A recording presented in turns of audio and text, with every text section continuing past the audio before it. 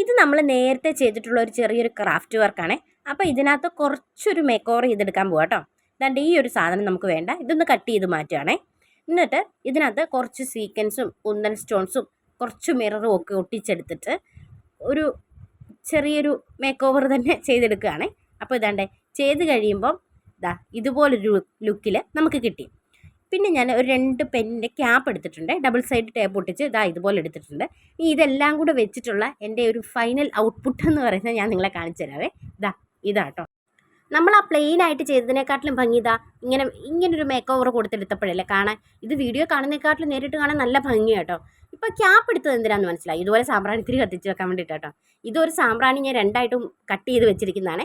ഒരേ സാമ്പ്രാണി അങ്ങനെ തന്നെ 2 സൈഡിലും വെക്കുമ്പോഴേ എന്തോ ഒരു ഭംഗിക്കുറവ് എനിക്ക് ഫീൽ ചെയ്തു കേട്ടോ.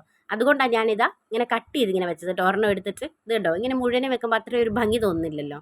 ഇഷ്ടപ്പെട്ടോ എല്ലാവർക്കും?